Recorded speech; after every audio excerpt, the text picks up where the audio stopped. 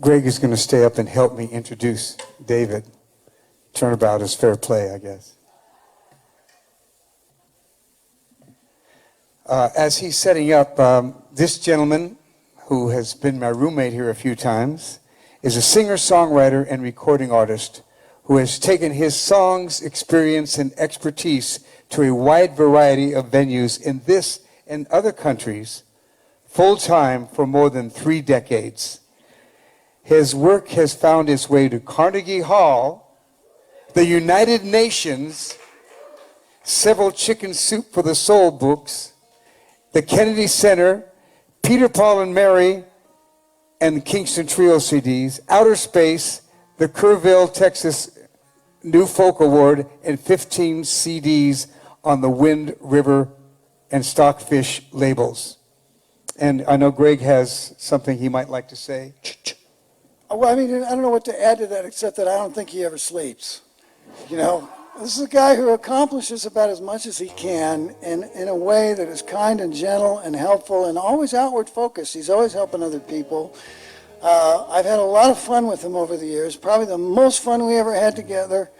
And, you know, if you ever want to get him a really good birthday present, get him a ticket to Universal Studios roller coasters. All right? David's also received 5 positive awards over the years and the Unity's Grace Note for lifetime contribution to New Thought music.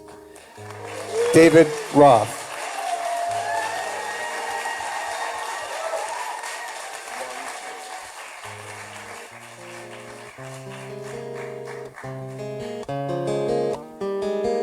Getting there?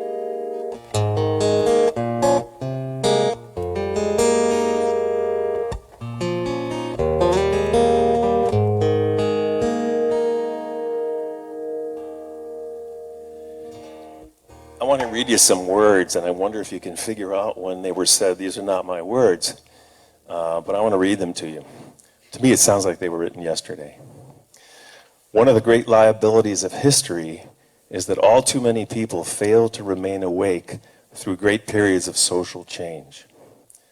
Every society has its protectors of status quo and its fraternities of the indifferent who are notorious for sleeping through revolutions. Today, our very survival depends on our ability to stay awake, to adjust to new ideas, to remain vigilant, and to face the challenge of change. Dr. Martin Luther King, Jr.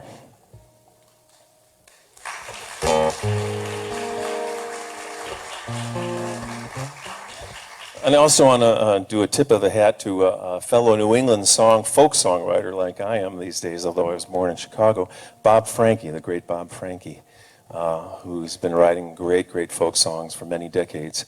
And he has a song called Still Small Voice, and in it he refers to a television as a one-eyed bandit. And I'm happy to say we haven't turned our TV on once, this week while we've been here. Not that there's time. So here goes something, my beloved friends.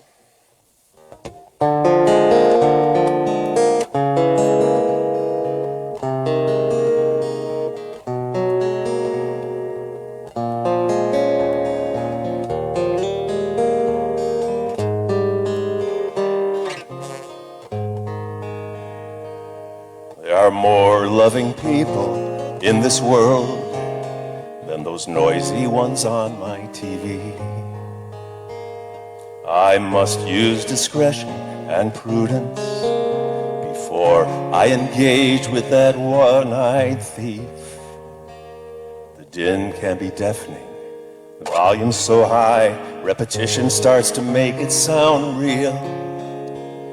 And if I am not paying attention, I start to doubt how I feel. Imagine what happens when I'm willing to listen and hear. Imagine what happens when kindness engages with fear.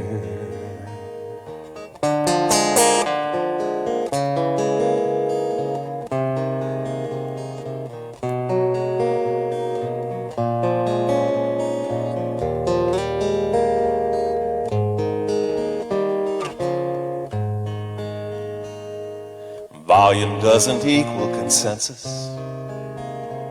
and shouting's a red flag to me.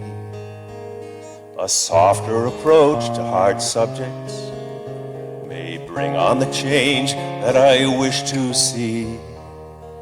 I will not chew on those sound bites. There's more to the stories I read, and I am not buying the message that is sponsored by power and greed. Imagine what happens when I'm willing to listen and hear. Imagine what happens when kindness engages with fear. Alarming and chilling, unnerving and cold, that's the tone of these desperate days.